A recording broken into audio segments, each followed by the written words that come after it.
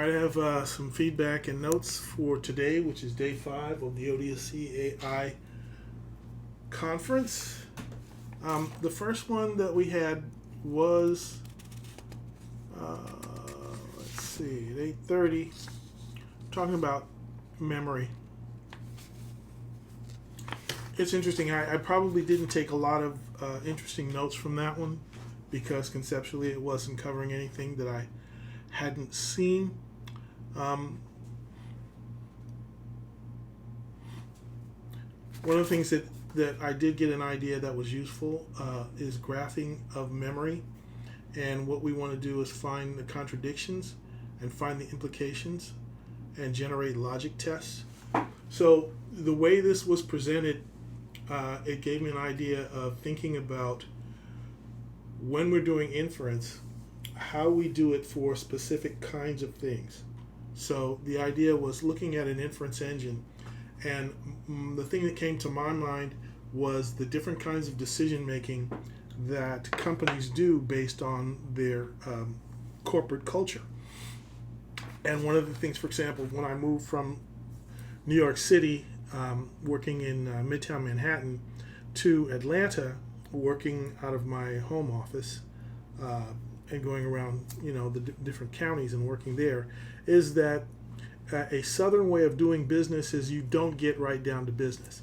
You find out how you're doing, how's your family doing, and you'll always do references to kind of not necessarily homespun, but some family-oriented business. My daddy used to tell me this, or my mama always used to do this, and you are going to iterate to quality with some hard, fast rules, and you're not trying to be showy. You're trying to be competent, and you're trying to be neighborly. And that is a personality, and it's also a business culture, and it's how you would do business with folks. For example, I was down there and worked with Coca-Cola and Coca-Cola Enterprises, and it was not seen as anything anti-competitive so much as you would walk in to restaurants around there, and you had to get a special dispensation from the Coca-Cola company, since the world headquarters is there, that you are not going to sell Pepsi. And in the biggest mall around in the area, which was at Buckhead Mall, the CPK, California Pizza Kitchen, got a special dispensation to sell Pepsi. But that was a uniquely kind of way of thinking. And when you start looking at agentic models, there are some that are organized for brainstorming, and you can see these things visually if you chart them out and say, this is how the agents do this. It's one step or two step, or it's multi-agent, or it's round robin, or it's iterative till you get a certain quality, or you iterate, you change the agent, and then you iterate the agent again and monitor the series of changes. There are different patterns that you do for different kinds of thinking. And this, again, made me think of the cost of inference and which kinds of models you would make. This makes sense very well if you do it with a graph. So A2G is one of the first companies that came, and they talked about the different agentic models that they've been selling, that they've been very popular, they've been very successful at selling. So one of the first things that I thought about, because I'm also thinking about UIs and development tools, which are very different from vibe coding, which talk about systemic kinds of things like risk management and the way that you deal with non-deterministic results versus deterministic code, and what you do when you're code first, or what you do when you want to be a no-code environment, is thinking about the visual representations of the way that your agents will be processing stuff. And so another one would be a Japanese model. In a Japanese model, you get people around a table, or agents around the table, and you come to a consensus. And what you want to never do, regardless of your results, is break that consensus. So you will always work with the same people.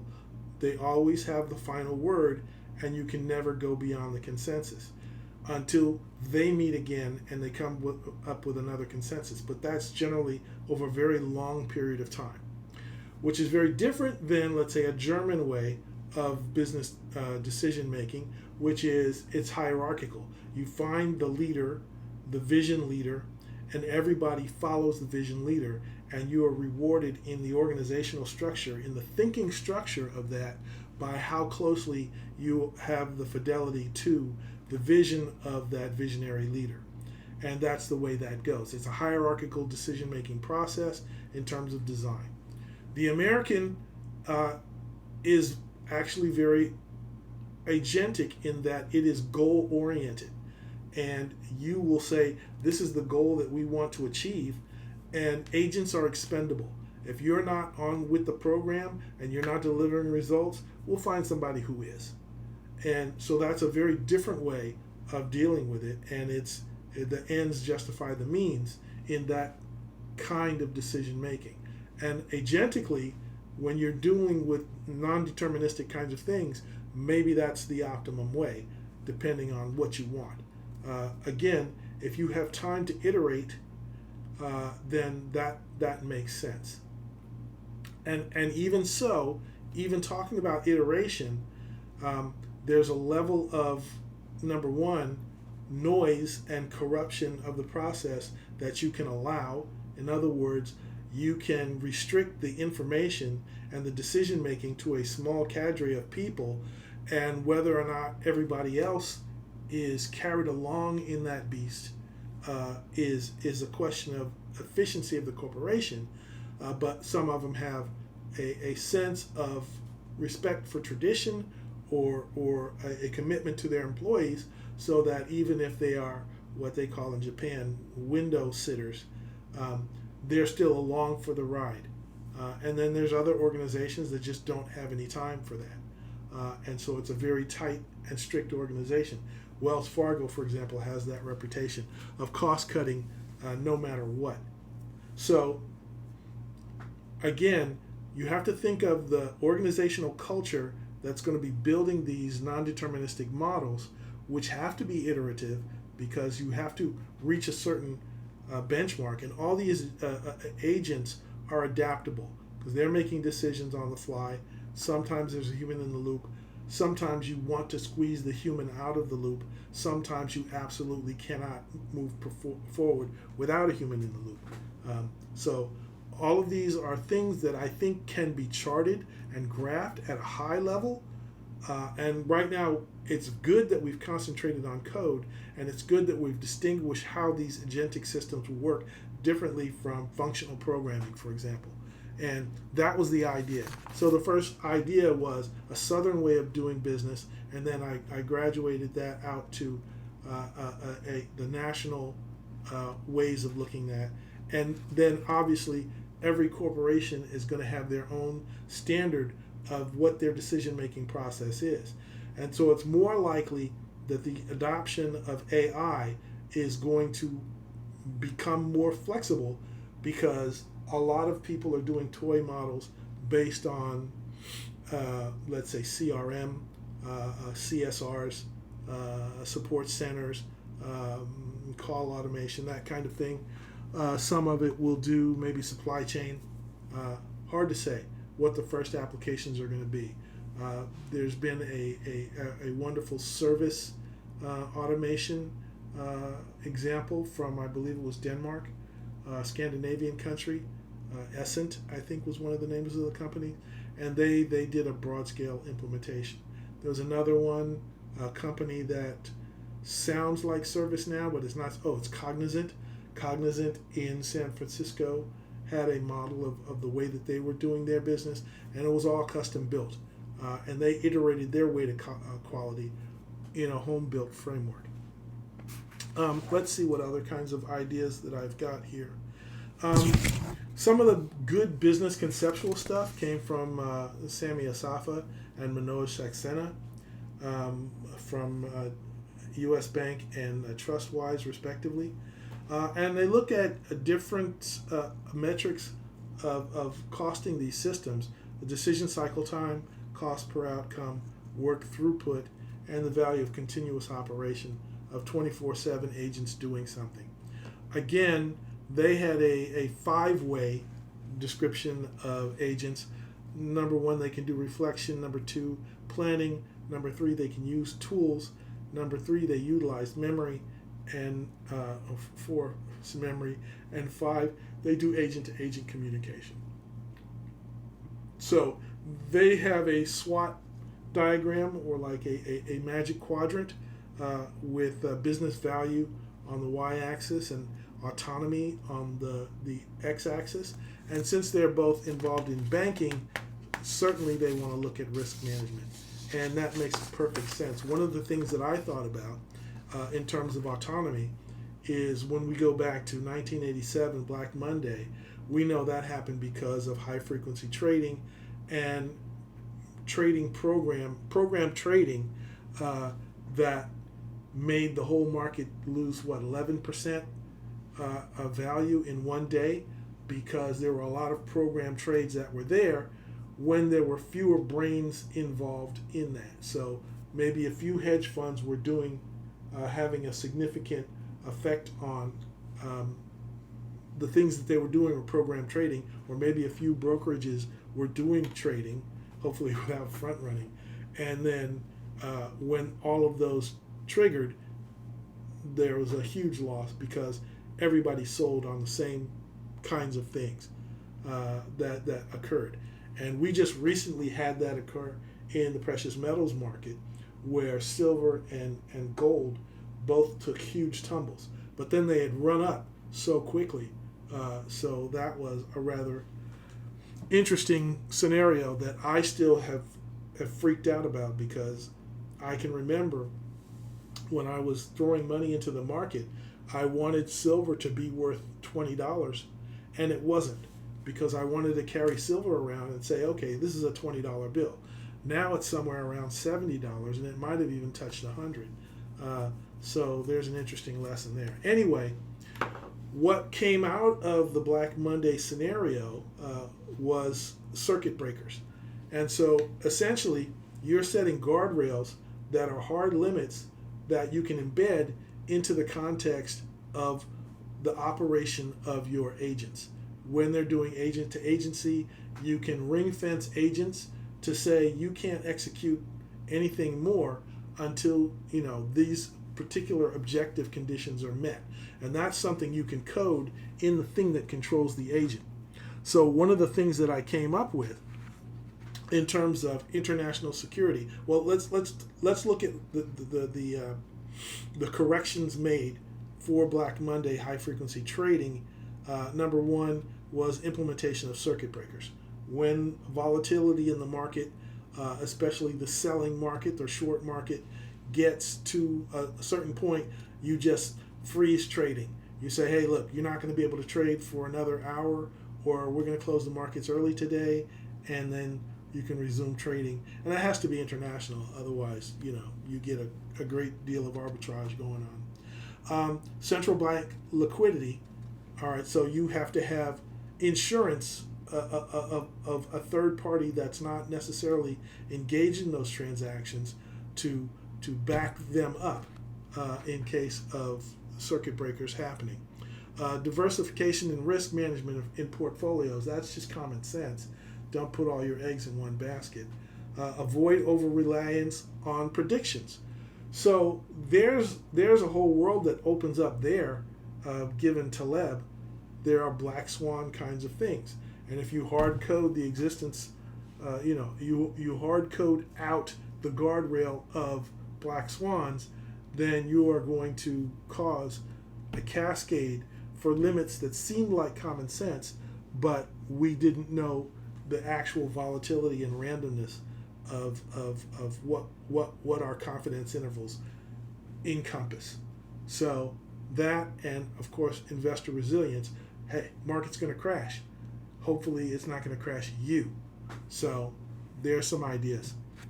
But as soon as I saw some of the stuff that was going on here, I immediately said, well, is OAuth 2 a sufficient authentication protocol to distinguish between humans and agents? Because you're just represented by an API key, and the rate limits that you're stuck with, or that you agree to for the class of agent that you have. Obviously, there's a developer stuff that is what I see because I don't have time and money to spend on a bunch of them. And then there's pro models. But then it made me think, oh, what about creds beyond that? What if, are you a human or are you an AI agent? Are you a certified agent? And this goes straight to like the blue checks of X, Twitter. Or are you a bonded agent? And ultimately, that's what you want to get. You want to understand the behavior of an agent, and it becomes relatively predictable such that you are saying, I trust this agent with a $100,000 bond. If it breaks this particular contract, then there's my liability. And it's only till you have that kind of liability recourse that people are going to allow the liquidity of agents to pursue their business. All right, I'm going to stop there, and I'm going to come with the second part. Second part, part 2 of day 5 review. This was Terry Damiba of Quadrant, and I had looked at Quadrant before, and I was very close to implementing Quadrant and doing some interesting things because, what I've been thinking about, higher dimensional vector spaces has to do a lot with my concern with the narrowness of marketing, and especially in sociology, and especially in medicine, so that we can get to the point where we can personalize that, or at least give us 200 major dimensions of identity, since we just believe that there's only red and blue and purple. So again, the way that we are enabled to think about people and the way we do analysis is shaped by the dimensionality of the problem or of the polling that we're going to do. And affinity can go a long way from where it is now, and that is going to be in terms of demographic embeddings.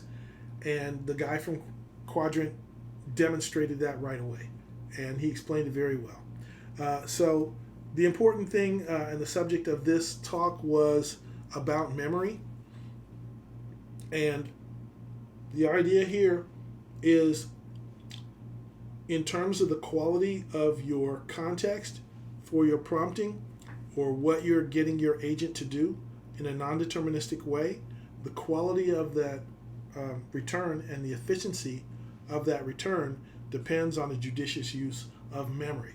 That is to say, you give it a prompt and you have some inference that's going on, but that inference is only as good as, number one, the prompt, number two, the tools that are available to it, number three, the number of times it gets to iterate through that and think about it, and number four, the memory that it can access given the context of what it's going to do, which is to say there's working memory, and that's what it takes just to process the tokens in and tokens out.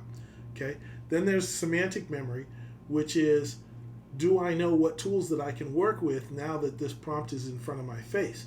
Oh, I have these agents that I can talk to. I have these tools that I can work with in this system. I can do file lists. I can do, I can grep, I can RG, I can, find files, I can read files, I can write files, blah, blah, blah, blah, blah. Then there's episodic memory, which is, this is a session. I'm going to ask several queries through this session, several prompts in this session. I can remember the answers to those prompts. I can remember how long it took or how many tokens that I spent in those, and I can have all kinds of metadata about that. And then, of course, there's state memory, which is, all right, here's the end of a process that took 30 minutes and 25 turns of the crank to get a reasonable answer to achieve the goal that I was trying to achieve. Now, what's the answer? What's the final answer? And what came into that? So you can say, this tool when I used that, it only gave me 7 answers, and they had this level of quality. This other tool that kind of does the same thing, since I had time to think about it, gave me 12 answers, and 3 of them were very high quality, above and beyond what was there. And then when I went back and quality controlled that against the quality necessary for my goal to be proper, that's what I said. So that is the kind of session memory that you want to keep in state, and you would do that in some other form than a prompt itself, because just as a prompt, it's going to be non-deterministic. So my idea is that state memory will be something different than those other working memories, episodic memories. You can put them all into JSON, but ultimately I think you're going to put together a graph. You're just going to have a directed graph that says, we had a choice here, we went this way, and then every time you reiterate through this particular vector space, let's say this query prompt has a very high affinity to another prompt, then you can say, hey, with 85% confidence, this is very much like this other prompt, and here is a very efficient way to do the tool selection and do the memory management and pick the sources that are available versus the training that was always in the model, and say, okay, this is the way that we handle it. And so I think of that as, you know, a tree, a decision tree that is deterministic, or at least Bayesian, so you can put, you know, some quality of the direction of the vectors between those the nodes to those trees, the whatever you call it, the vertices to the nodes. So that's something I would certainly like to see and build, and then compare those decision trees in the end for each kind of query, and then optimize them to say, okay, this is a more efficient agentic pattern for this, or just follow what this tree says, and here are the prompts that come off of that tree that I would generate, or even literals for that. He taught us a little bit about hierarchically something small world, HNSW. I'll have to remember that. And he gave a number of vector searches that can be used to be efficient and quick in terms of something other than RAG. It's just agentic. And there's vector search, hybrid search. Obviously, you're going to search trees. You're going to search database tables. You're going to search information that's gleaned from video or voice, because you may do some multimodal stuff. Then there's filtering that will make that less expensive because you rule out certain things. He said something about distributed, but I don't remember that. But there's re-ranking, quantization, multi-vector, and performance optimizations to be done. And I like his idea of K-function as well, which you can apply to other things other than time, where you just say the most recent things that have been done are the most important. Or you could go back in history and say these are the classic ways that they were always done, and these were reliable results that we got out of that. Maybe that should be our reference to whether we're doing good or not.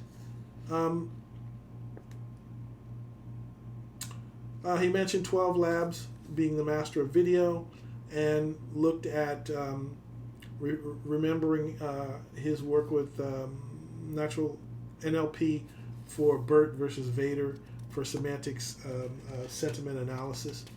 And then Acorn is another model similar to HNSW for index types.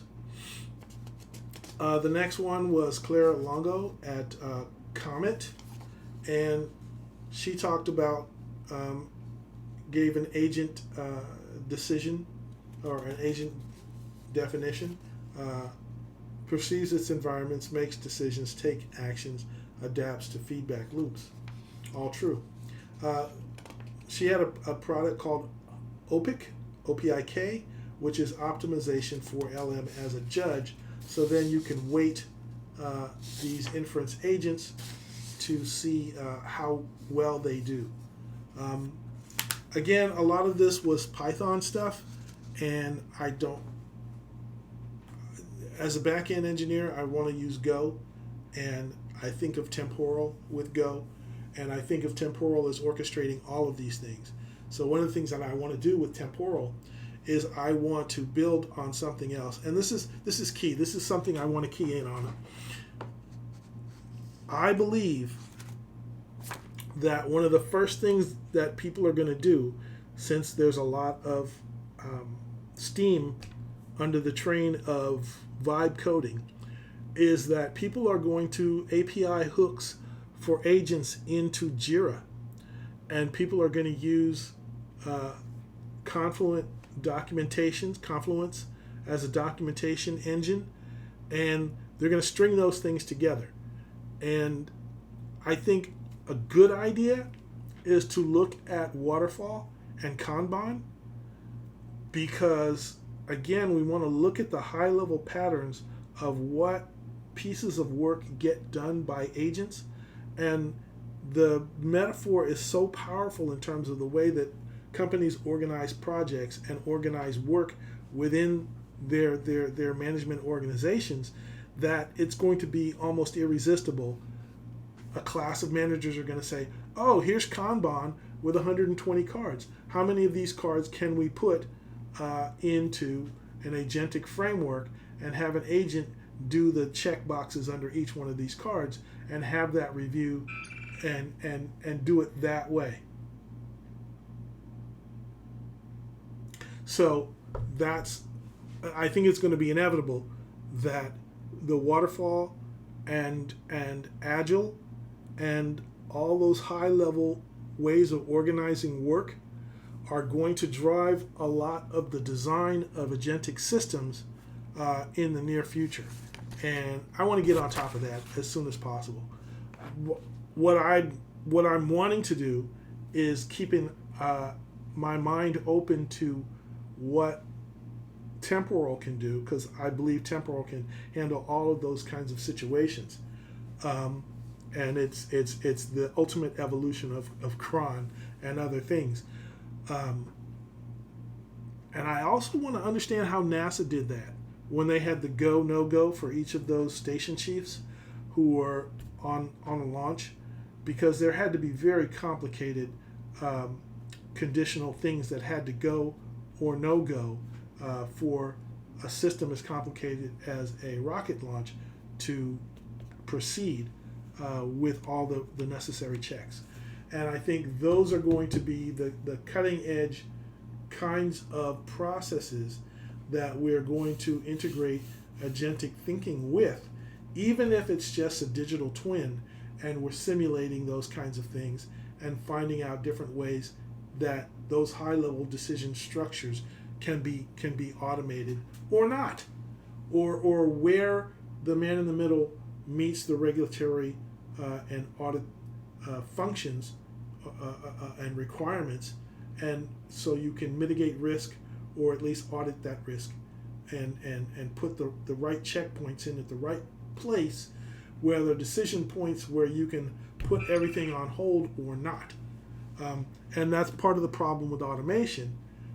Even when you know all of the things that have to happen, do you know what happens if one piece breaks and what are the downstream consequences? And that's the thing that I want to get good at. I want to get good at data supply chains, as I have been, in terms of, what's on the high level with low risk, which is not agentic, but decision support, but also on the agentic thing. And then keeping in mind risk and where the bottlenecks are, the choke points, the safety circuit breakers, et cetera, so that you understand downstream. And then you may ultimately optimize for quality, for redundancy, for resiliency. Some things will become anti-fragile. Who knows? But that's why this has such great potential that I understand now. Okay, finally, we talked to Amanda Milberg, who talked about double word, and basically she did the constraint triangle, speed, cost, quality, pick two, and her organization, Double Word, is on the vector to do 1 hour response time, which gives you 4, 6, 8 times the number of inferences and tokens that you can spend if you work it that way. And the brilliant idea that came out of that was the idea, and as soon as I finished listening to the quadrant guy, it made it clear to me that what we're going to want to do is have a small model, a Claude bot, for example, Moltbot, whatever it's, OpenClaw, that does take 1,000 of your preferences, and it becomes a language model that's pre-trained with your preferences, and it executes 2 large language models for the pioneer providers, and says the frontier providers, and say, here are the prompts. Okay, so you may just say, I want an ice cream cone, but your small specific expert model on you that you've put in hundreds of preferences now is a broker for you, an agent for you, that you bond and guarantee and set spending limits and set time limits, and then it does an agent to agent to the larger models that process for companies, for service providers, for insurers, for anything that you're doing. So that is the idea, which is you just certify an agent by using an agent, and it's your property, and then you validate an agent to go do something for you very specifically, and that becomes your representative. That's huge. It's huge. Anyway, that's all that I'm going to talk about today. Thank you for listening. Take care. Bye.